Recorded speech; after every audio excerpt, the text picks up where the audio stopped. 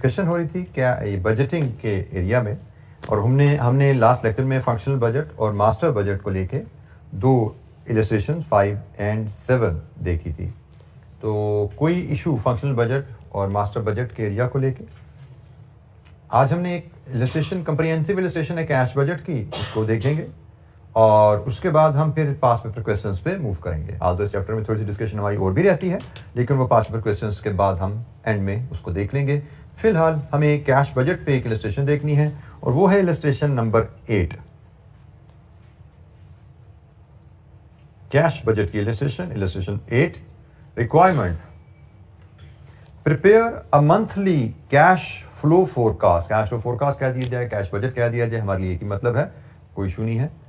You should include business purchase and first 4 months of operations following the purchase. Business purchase करो और 4 महीने उसको चलाना है।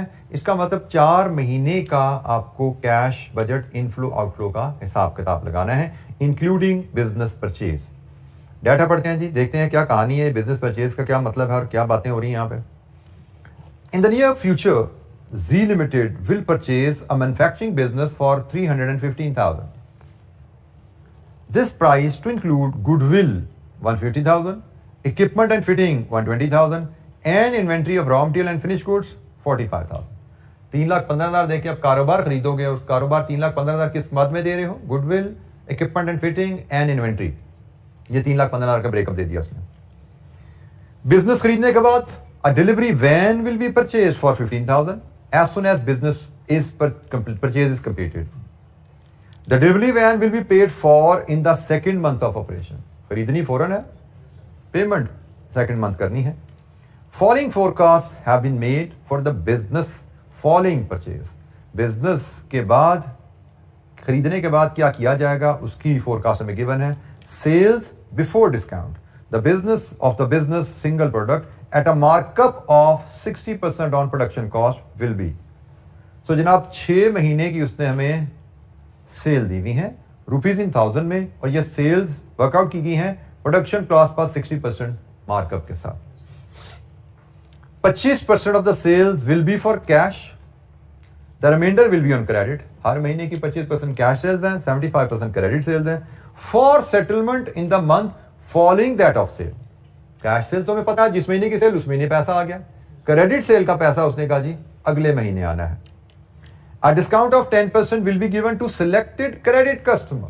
क्रेडिट कस्टमर से पूरा पैसा नहीं आएगा, उनको कुछ डिस्काउंट दिया जाएगा। कितना डिस्काउंट? किन कस्टमर को? उसने कहा जी क्रेडिट कस्टमर कितने? Who represent 25% of gross monthly sale. हर महीने की ग्रॉस मंथली सेल के 25% के बराबर जो क्रेडिट कस्टमर होंगे उनको आप 10% डिस्काउंट देंगे। डिस्काउंट का मतलब रिडक्शन इन रिसीट, कम पैसे आएंगे, पूरे पैसे नहीं आएंगे आपको। Production cost will be 5 per unit, ₹5 per unit. The production cost will be made up of raw material, labour, fixed overhead. और फिक्स्ड ओवरहेड कॉस्ट जब भी आपको पर यूनिट दी जाए इसका मतलब है ये OAR है, ओवरहेड एब्जॉर्प्शन रेट है, क्योंकि हमें पता है फिक्स्ड कॉस्ट कभी भी पर यूनिट इनकर नहीं होती। फिक्स्ड कॉस्ट जब भी पर यूनिट दी गई है इसका मतलब टोटल खर्चे को, जो किराया में भी सैलरीज की मद में जो खर्चा है उसको टोटल प्रोडक्शन से डिवाइड करके पर यूनिट बनाया गया। ठीक है, खर्चा कभी पर यूनिट हम पे नहीं करते। हाँ, रॉ मटेरियल हम पर यूनिट पे करेंगे, लेबर हम पर यूनिट पे करेंगे, जितने यूनिट बनाएंगे उतना पेमेंट कर देंगे, लेकिन फिक्स्ड ओवरहेड बिल्डिंग का किराया है वो हम पर यूनिट पे नहीं करते। अगर पर यूनिट गिवन है तो टोटल किराया डिवाइड बाय टोटल प्रोडक्शन करके निकाला गया है। तो एनीवेज आगे चलते हैं जी। Production will be arrange so that closing inventory at the end of any month is sufficient to meet the sale requirement in the following month. A value of 30,000 rupees is placed on the inventory of finished goods which was acquired on the purchase of business. Purchase of business में आपने inventory खरीदी थी ना, total 45,000 की, उसमें क्या जी 30,000 उसमें से फिनिश गुड्स है, इसका मतलब 15,000 शायद रॉ मटेरियल है। ठीक हो गया। This valuation is based on the forecast production cost per unit given in note 2 above. ये जो 30,000 की वैल्यूएशन है ये इस नोट में ये जो कॉस्ट पर यूनिट की फोरकास्ट है ना इस पे बेस करके है। इसका मतलब ये कितने यूनिट्स हैं? 5 पर यूनिट के हिसाब से 30,000 रुपए की इन्वेंट्री का मतलब 6,000 यूनिट्स। ठीक है, तो उसने आपको तरीके से बताया कि आपने जब बिजनेस खरीदा तो 6,000 फिनिश गुड्स के यूनिट्स भी आपको मिले हैं। The single raw material will be purchased so that inventory at the end of a month is sufficient to meet the half of the following month's production requirement. Opening closing stock की requirements ने बता दी. Raw material inventory acquired on purchase of business 15,000 is valued at cost per unit that is forecast in 2 above. ये valuation भी इसी तरीके से की गई है. ठीक है? Raw material will be purchased on 1 month credit. Costs of direct labor will be met as they are incurred in production. Fixed production overhead rate of 1 rupee per unit is based upon a forecast of the first year's production of 150,000 units. उसने बता दिया ये 1 रुपए का rate कैसे निकाला है, सालाना प्रोडक्शन 1,50,000 यूनिट्स के हिसाब से. This rate includes depreciation of equipment and fittings on straight line basis over the next 5 years. Fixed production overhead is paid in the month incurred. जिस महीने खर्चा उसी महीने पे हो जाता है. Selling and admin overheads are all fixed and will be 2,08,000 in the first year. These overheads include depreciation of delivery van at 30% per annum on a reducing balance basis. All fixed overhead will be incurred on regular basis, मतलब equally हर महीने जाएंगे and paid in the month incurred with the exception of the rent rates which is 25,000 payable for the year ahead in the month 1 for the rent and rates. ये जी कहानी हम दोबारा पढ़ेंगे जैसे जैसे हम बजट बनाना शुरू करेंगे. फिलहाल हम बजट के फॉर्मेट की तरफ चलते हैं और वन बाय वन एक एक आइटम को मजीद ध्यान से पढ़ते जाएंगे और इनको डील करते जाएंगे. ठीक है.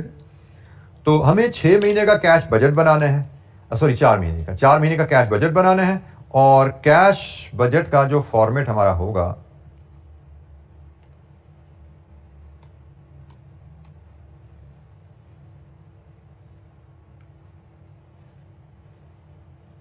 उसके लिए हम 4 कॉलम कैश बजट के लिए 4 महीने 4 कॉलम कैश बजट के बनाते हैं. 1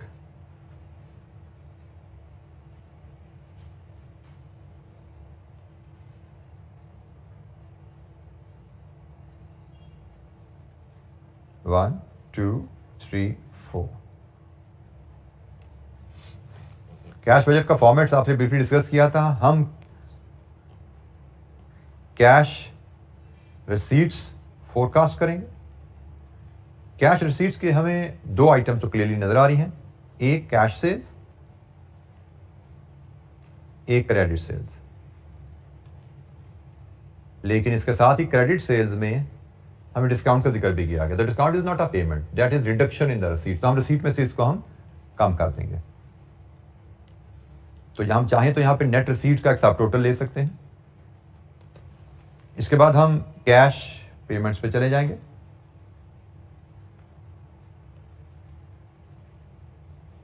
कैश पेमेंट्स के हेड देखते हैं. तो पहले हमें बिजनेस परचेज का जिक्र किया गया है. फिर हमें वैन डिलीवरी वैन की परचेज का जिक्र किया गया है. फिर payment against material, labour, fixed production overheads and selling and distribution, selling and admin overhead, note number 7. Selling and admin overheads. एक आध रो हम छोड़ देते हैं किसी और आइटम के लिए, कम से अगर ओमिट हुई हो. नेट रिसीट्स में से कैश पेमेंट्स आप डिडक्ट करें. तो यहां पे आपको नेट रिसीट्स ऑब्लिक पेमेंट्स बनेगी. इनमें आप ओपनिंग बैलेंस ब्रॉड फॉरवर्ड ले आए तो आपके पास क्लोजिंग बैलेंस कैरिड फॉरवर्ड आ जाता है. तो ये जनाब आपका कंप्लीट कैश फोरकास्ट या बजट का फॉर्मेट.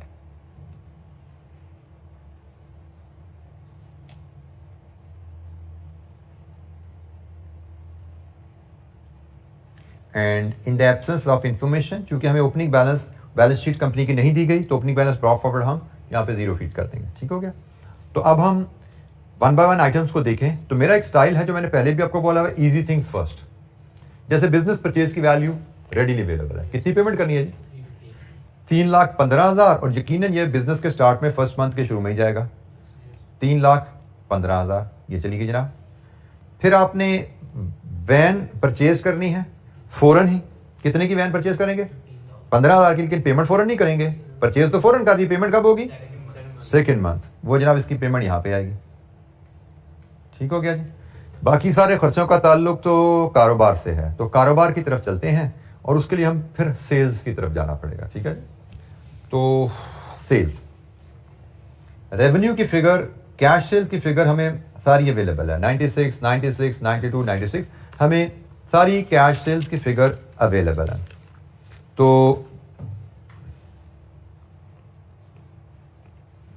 25%, मैं यहीं पे लिखता हूं 25% ऑफ मंथली सेल। कैलकुलेट करते जाएं और वैल्यूज मुझे बताएं जरा। जनवरी फर्स्ट मंथ की सेल 96, इसका 25 फर्स्ट मंथ में ही आ जाएगा।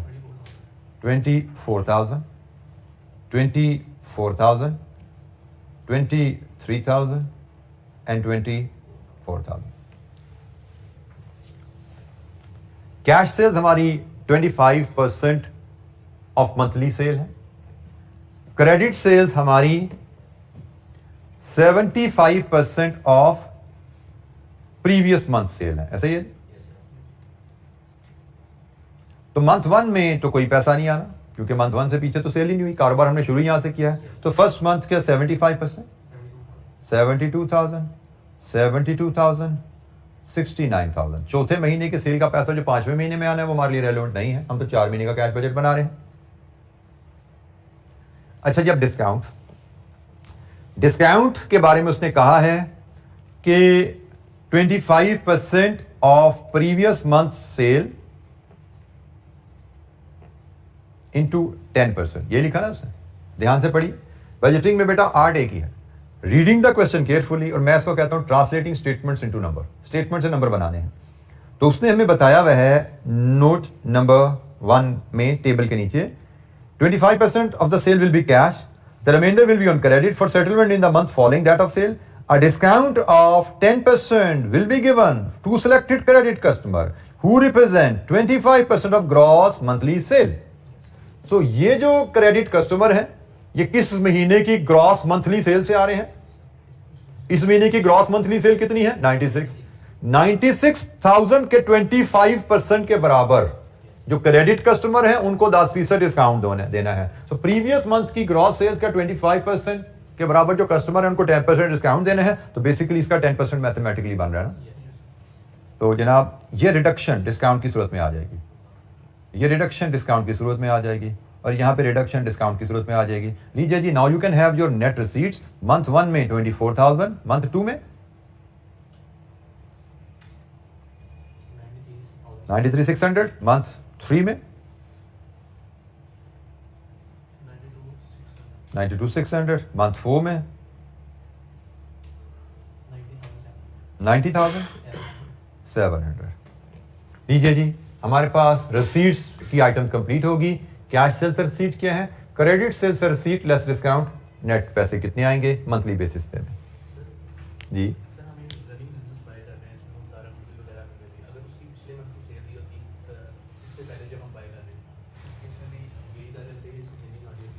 बेटा क्वेश्चन को पढ़ना बड़ा जरूरी है। मैं बार बार बोल रहा हूं, क्वेश्चन को आप पढ़ेंगे, जो कुछ उसमें बताया गया है उसके मुताबिक चलेंगे। क्वेश्चन जो जब पढ़ते हैं तो उसमें आपको बताया गया है कि आप जब बिजनेस खरीद रहे हो तो उसमें आप क्या क्या एसेट्स बाय कर रहे हो। क्या इसमें कोई रिसीवेबल नजर आ रहे हैं आपको? तो रिकवरी तो रिसीवेबल के अगेंस्ट होती है। आपने जो बाय किया है गुडविल के against, plant and equipment, fixed assets and inventory, receivable है ही। अगर वो कहता है यहाँ पे रिसीवेबल है तो इट वाज अंडरस्टूड उनकी रिकवरी आनी है और फिर उनका डिस्काउंट भी कटना होगा जैसे बाकियों को काटा हमने। तो क्वेश्चन को ध्यान से पढ़ना है, इसी में सब कुछ मिलेगा आपको। बेसिक्स का फॉर्मेट है, उसके बाद क्वेश्चन रीडिंग है। ये आपका ओवरऑल बजटिंग की कहानी रहती है जी। रिसीट्स हमारी कंप्लीटली हमने हैंडल की। अब हम मटेरियल, लेबर, ओवरहेड्स की तरफ चलते हैं।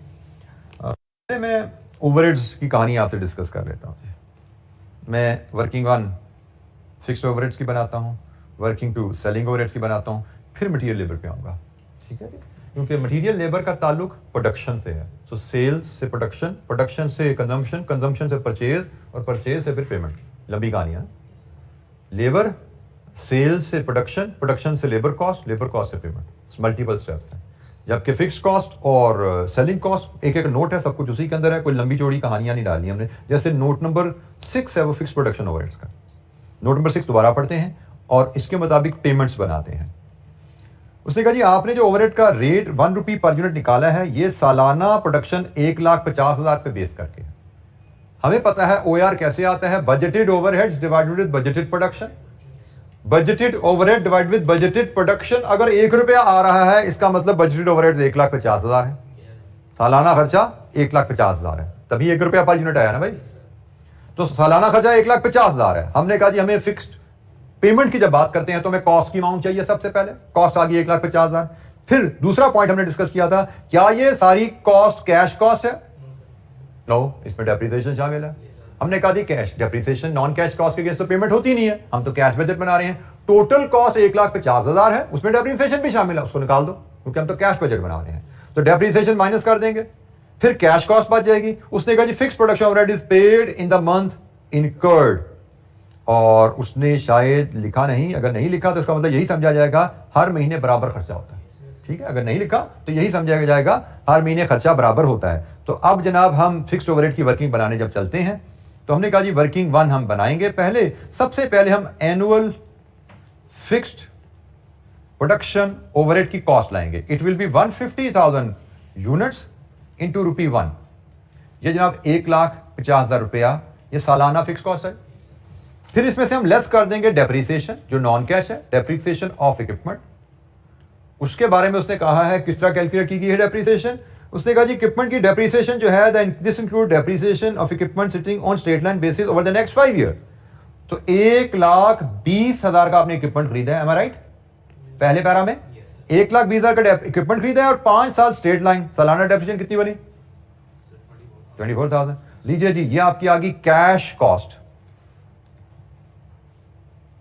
1,26,000, ये कैश कॉस्ट है। और इसने कहा this cost is paid in the month incurred in the absence of information. ये एनुअल कैश कॉस्ट है, हम यहां से हम मंथली बजट बना रहे हैं, इसका मंथली कैश कॉस्ट बना लीजिए। It will be 126,000 divide with 12, कितनी बनी?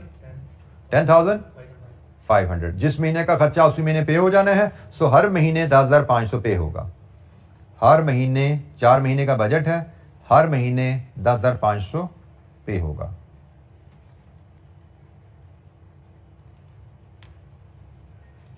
लीजिए जी फिक्स्ड प्रोडक्शन ओवरहेड्स की कैश पेमेंट्स। कैश बजट में मंथली कैश पेमेंट्स कैसे आएंगी? अब इसी अंदाज में सेलिंग एंड एडमिन ओवरहेड्स में हमने मंथली पेमेंट्स बनानी है। सेलिंग एंड एडमिन ओवरहेड्स की मंथली पेमेंट, उसके लिए हम पढ़ेंगे note number 7। Selling and admin overheads are all fixed and will be 208,000 in the first year. पढ़ते जाते हैं, उसको ट्रीट करते जाते हैं जी। Working 2, annual selling and admin overheads 2,08,000। क्या ये सारी कैश कॉस्ट है? क्योंकि कॉस्ट में नेक्स्ट क्वेश्चन यही आता है।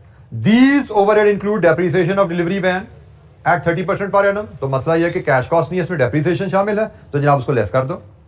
लेस डेप्रिसिएशन ऑफ वैन, तो 15,000 की वैन खरीदी, 30% की डेप्रिसिएशन है, 4,500 लेस किया, तो ये जनाब आपके पास बच गई cash cost, annual cash cost. कितनी बची? 2,03,500। बिल्कुल उसी अंदाज में जैसे ऊपर गया था पैसे पहुंच गए। नेक्स्ट, क्या ये कैश कॉस्ट हर महीने बराबर पे होनी है? नोट पढ़ते हैं। उसने कहा जी all fixed overhead will be incurred on a regular basis. सारे खर्चे बराबर पे होंगे and paid in the month incurred. जिस महीने का खर्चा उस महीने पे हो जाएगा विद द एक्सेप्शन, एक एक्सेप्शन है, लेकिन वो एक्सेप्शन क्या है? Rent and rates 25,000 for the year ahead in month 1। 25,000 month 1 में पे हो जाएंगे। तो जनाब इसमें हम करेंगे क्या? Less rent and rates paid in month 1 25,000, बाकी कितना बचा? 178,500। ये इक्वल मंथली पेमेंट होगी, ऐसा ही है, इक्वल मंथली पेमेंट हो जाएगी। डिवाइड विद 12 कर दो, 14,875।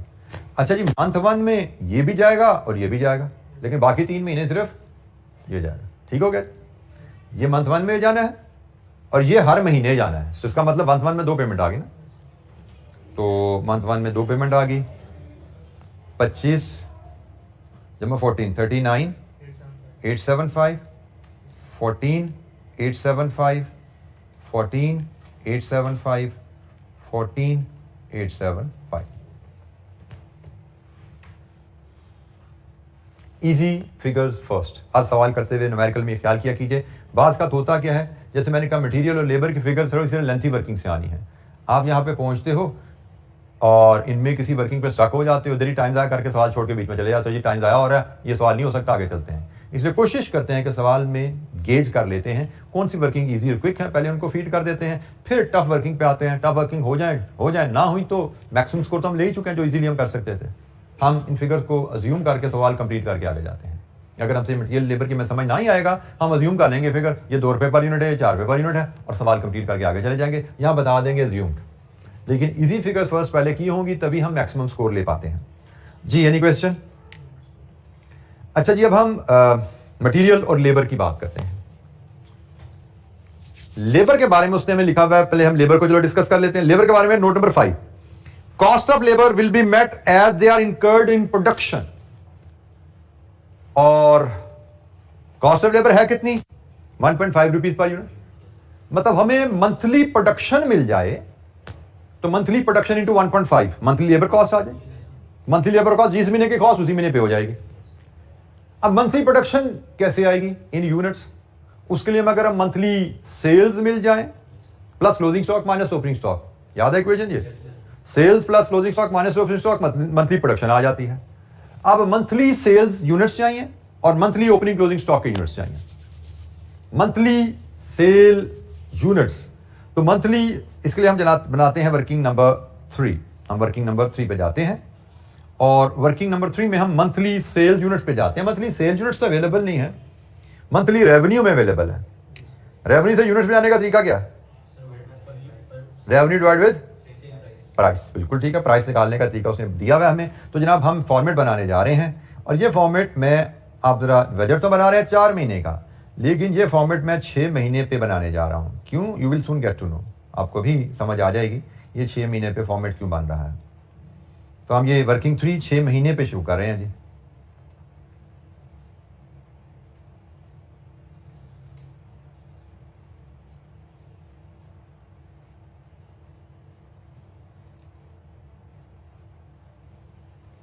हमें मंथ वाइज 1 2 3 4 5 6 हमें मंथ वाइज सेल्स की फिगर रुपीस में गिवन है 96,000 96,000 92,000 96,000 100,000 and 104,000। सेल्स को अगर मैं डिवाइड करूं प्राइस पर यूनिट से तो मुझे सेल्स यूनिट्स मिल जाएंगे, और इसमें अगर मैं ऐड कर दूं closing stock of finish goods minus कर दूं opening stock of finish goods तो मुझे प्रोडक्शन के यूनिट्स मिल जाएंगे। अच्छा जी, sales price per unit. Price per unit के लिए एक इंफॉर्मेशन जो रेलेवेंट है वो है जी, एक तो नोट नंबर 1, सेल प्राइस हमारी है 60% मार्कअप ऑन प्रोडक्शन कॉस्ट, और नोट नंबर 2 जहां पे कहा गया प्रोडक्शन कॉस्ट है 5 रुपए, तो इसका मतलब 5 रुपए into 1.6, this is your price, मतलब 8 रुपए। तो बताइए जनाब सेल्स इन यूनिट्स क्या है? 12,000 12,000 11,500 12,000 12,500 एंड 13,000। ये जी हमारे पास सेल्स यूनिट्स आ गए। अब क्लोजिंग स्टॉक की बात करें तो उसके लिए पढ़ना पड़ता है नोट नंबर 3। नोट नंबर 3 में वो कहता है production will be arranged so that closing inventory at the end of the any month is sufficient to meet the sales requirement in the following month. Closing stock at the end of the any month is sufficient to meet the sale requirement of the next month. तो month 1 का closing stock will be 12,000 11,500 12,000 12,500 13,000, इसका closing stock not known, not known, छोड़ दो इस column को, हमें तो वैसे ही 4 महीने का बजट बनाना था ना, तो ये कॉलम का क्लोजिंग स्टॉक अवेलेबल नहीं, इस कॉलम को छोड़ दो, कोई इशू नहीं। ये कॉलम बेसिकली हमने बनाया इसलिए था, ये इसके क्लोजिंग स्टॉक के लिए बनाया था हमने कॉलम, ठीक है। तो इस कॉलम का मकसद खत्म हो गया, फारग करो इस कॉलम को। अच्छा जी, जो एक पीरियड का क्लोजिंग स्टॉक होता है वो नेक्स्ट पीरियड का ओपनिंग स्टॉक होता है, नेक्स्ट पीरियड का ओपनिंग स्टॉक होता है। तो जनाब ये लीजिए जी, ओपनिंग स्टॉक भी आ गया हमारे पास, एक सिर्फ फिगर मिसिंग रहेगी, ओपनिंग स्टॉक ऑफ मंथ 1। और ओपनिंग स्टॉक ऑफ मंथ 1 पे हमने बात की थी इसी नोट नंबर 3 को पढ़ते हुए, इसका दूसरा जुमला पढ़ते हुए, a value of 30,000 is placed on the inventory of finished goods which was acquired on the purchase of the business, this valuation is based on the forecast of production cost per unit given in note number 2। यहां पे हमने क्या बात की थी, business के साथ हमने जो फिनिश्ड गुड्स खरीदे हैं वो कितने यूनिट खरीदे हैं, 6,000, बिल्कुल ठीक है जी। हमने बात की थी 30,000 रुपए का स्टॉक खरीदा है, 5 रुपए पर यूनिट के हिसाब से इसकी वैल्यू निकाली गई है, तो ये जनाब 6,000 यूनिट का स्टॉक है, ये हमारा ओपनिंग स्टॉक आ गया। जैसे आप डेटर्स की बात कर रहे थे ना, डेटर्स तो नहीं गिवन थे, फिनिश गुड्स का स्टॉक अवेलेबल था, हमने ले लिया, तो अब हमें यहां से प्रोडक्शन मिलती है। तो मंथ 1 की production 18,000, month 2 11,500, month 3 12,000, month 4 12,500, month 5 13,000। ये जी हमारे पास प्रोडक्शन आ गई। अब जब प्रोडक्शन आ जाए आपके पास, तो प्रोडक्शन इंटू 1.5 रुपीज लेबर करती है, जिस महीने की कॉस्ट उसी महीने पे होना है। तो जनाब मैं यहाँ पे लेबर कॉस्ट की वर्किंग जो बनाऊंगा उसमें मैं यहाँ पे बता दूंगा कि जी मैंने लेबर कॉस्ट कैसे निकाली है, प्रोडक्शन यूनिट्स उठाए हैं वर्किंग 3 से और उनको मल्टीप्लाई कर दिया रुपीज 1.5 पर यूनिट के साथ, ठीक है। तो ये मेरी presentation excellent exam point of view से कि वर्किंग 3 से प्रोडक्शन के यूनिट्स उठाओ हर महीने और उसको 1.5 से मल्टीप्लाई करते जाओ, जिस महीने की कॉस्ट उसी महीने पेमेंट है। तो पहले महीने की प्रोडक्शन थी 18,000, 18,000 into 1.5, this is the payment 27,000। दूसरे महीने की प्रोडक्शन थी, ये जरा इसको नोट डाउन कर लो सारी प्रोडक्शन, ये प्रोडक्शन की वैल्यूज आ रही हैं। हमें 4 महीने का बजट बनाना है, 4 महीने की प्रोडक्शन 11,500 12,500, ठीक हो गया जी। तो दूसरा महीना 11,500 इंटू 1.5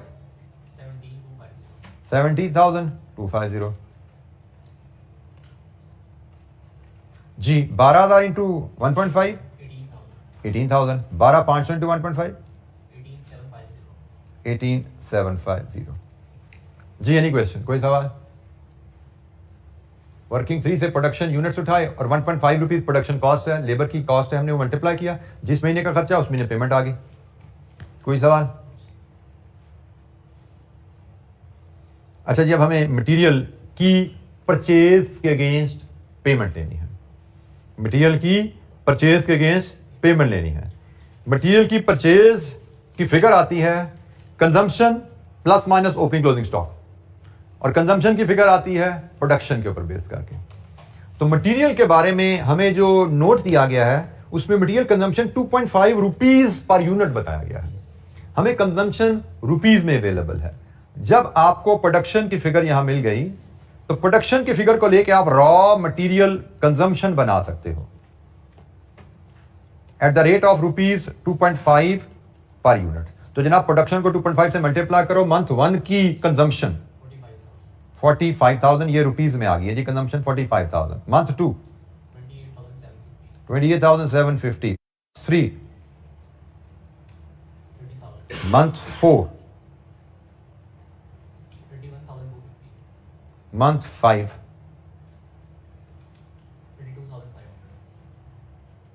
और इसी इक्वेशन को आगे एक्सटेंड करें तो plus closing stock of raw material minus opening stock of raw material is equal to raw material purchases, यही है ना इक्वेशन। और क्लोजिंग स्टॉक के बारे में नोट पढ़ेंगे आप, note number 4, single raw material will be purchase so that inventory at the end of any month is sufficient to meet the half of the following month production requirement. Following month production requirement का half, ठीक हो गया। तो following month production requirement का half closing stock है 14,375, 15,000, 15,625, 16,250। इसका closing stock available नहीं है, इसका काम भी खत्म हो गया क्योंकि हमें तो 4 महीने का बजट बनाना है, इसका काम यहीं तक था इस कॉलम का, ये भी खत्म हो गया। अब एक पीरियड का क्लोजिंग, नेक्स्ट पीरियड का ओपनिंग बनता है। सॉरी,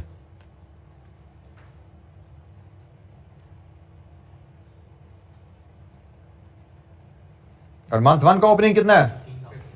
15,000 गिवन है क्वेश्चन में, 15,000, क्योंकि टोटल इन्वेंट्री 45,000 की थी, 30,000 की फिनिश गुड्स की थी। नोट नंबर 4 में बताया गया 15,000 रॉ मटेरियल था। लीजिए जी, यहां से रॉ मटेरियल परचेजेस की फिगर बता दीजिए। Month 1 44,375, month 2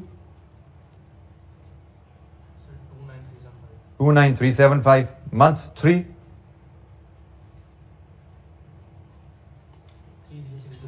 30,625, month 4 31,875। ये जी हमारे पास रॉ मटेरियल की परचेजेज आ गई हैं, और हमें कहा गया है रॉ मटेरियल की परचेजेज की जो पेमेंट होती है, raw material will B purchased on 1 months credit. ये है मंथली परचेजेस। हमें तो परचेजेस के केस पेमेंट चाहिए ना, तो मंथ 1 की परचेज की जो पेमेंट जाएगी वो जाएगी जनाब मंथ 2 में। मंथ 1 में कोई पेमेंट नहीं आएगी क्योंकि हमारा ओपनिंग बैलेंस में कोई क्रेडिटर्स नहीं है। 44,375,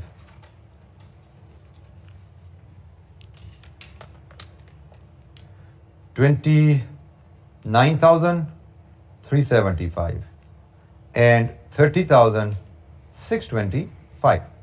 अब 4th मंथ की परचेज की पेमेंट 5th मंथ में जानी है, वो हमारा बजट ही नहीं। हमारा बजट यहां पे कंप्लीट हुआ जी। Any question?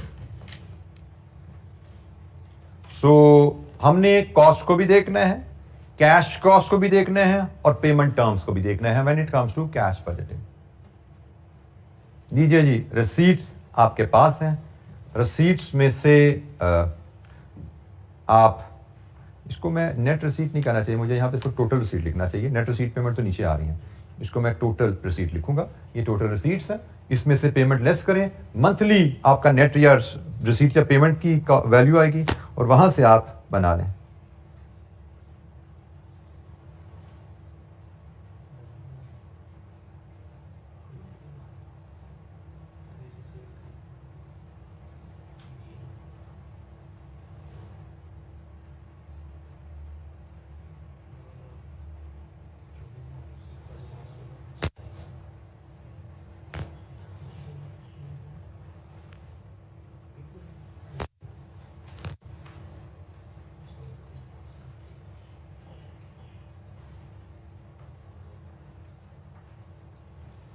जनाब नेट रिसीट और पेमेंट मंथ 1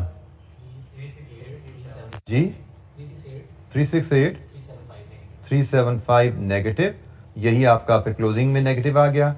368,375 नेगेटिव, ये ब्रॉ फॉरवर्ड हो गया 368,375 जी। मंथ 2 8,400 नेगेटिव, क्लोजिंग बैलेंस 376,775, 376,775 जी। मंथ 3 198,50 पॉजिटिव है जनाब। बैलेंस किधर आ गया?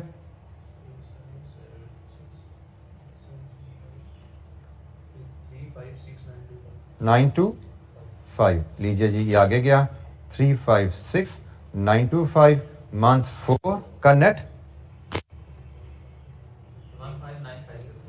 15,950 पॉजिटिव, क्लोजिंग इज 340,975। लीजिए जी, cash budget is ready.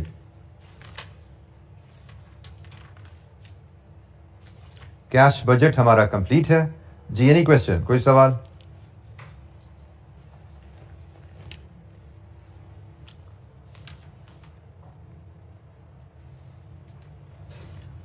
Part A was prepare monthly cash budget for the first 4 month, वो हमने ले लिया जी। ये हमारा पार्ट ए हो गया।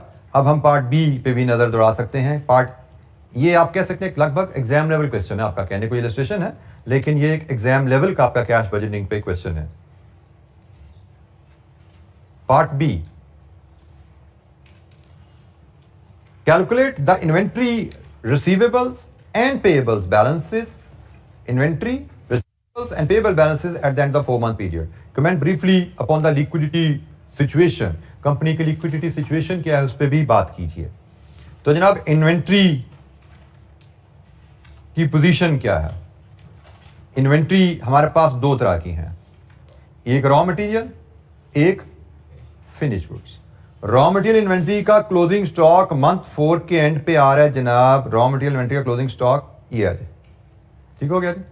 रुपीज में ये स्टॉक है 16,250। Raw material rupees 16,250। Finish goods का क्लोजिंग स्टॉक आ रहा है जी हमारे पास यूनिट्स में, ये है जी, ये 12,500 यूनिट्स हैं और हमसे मांगा गया है कैलकुलेट द इन्वेंट्री। वहां पे वैल्यू की बात की जाती है। तो 12,500 यूनिट्स हैं, वैल्यू 5 रुपए के हिसाब से, क्योंकि प्रोडक्शन कॉस्ट 5 रुपए है ना। कितनी बनी वैल्यू? 62,500। फिर हमसे कहा गया है रिसीवेबल का बैलेंस बताइए। रिसीवेबल में हमारे पास सिर्फ मंथ 4 के एंड पे मंथ 4 की सेल का 75% रिसीवेबल है, ऐसा ही है। मंथ 4 की जो क्रेडिट सेल्स है वही रिसीवेबल मंथ एंड पे रिफ्लेक्ट होंगी ना। तो ये मंथ 4 की सेल है, 96,000 की सेल है, इसका 75% हमारा क्रेडिट सेल्स है 4 में, यही हमारा रिसीवेबल रहेगा 22,000। लास्ट आइटम पेएबल्स है। पेएबल्स हमारे आउटस्टैंड कर रहे हैं सिर्फ मटेरियल के अगेंस्ट, ऐसा ही है। लेबर भी जिस महीने का खर्चा इस महीने पे हो रहा है, ओवरहेड भी जिस महीने का खर्चा उस महीने पे हो रहा है, सिर्फ परचेजेस के पेएबल स्टैंड कर रहे हैं और उसमें भी स्टैंड करेगा मंथ 4, क्योंकि एक महीने का क्रेडिट है। मंथ 4 की पेमेंट जो मंथ 5 में होनी है ये हमारा पेएबल का बैलेंस स्टैंड करेगा, क्योंकि हम यहां तक की पेमेंट तो ये तो पेमेंट हम कर चुके हैं अपने पीरियड में 31,875। 31,875 ये जी हमें 4 वैल्यूज देनी पड़ी, एक इन्वेंट्री रॉ मटेरियल, एक इन्वेंट्री फिनिश गुड्स, एक रिसीवेबल्स, एक पेएबल्स। ये हमारा पार्ट बी भी कंप्लीट हो गया जी। Any question?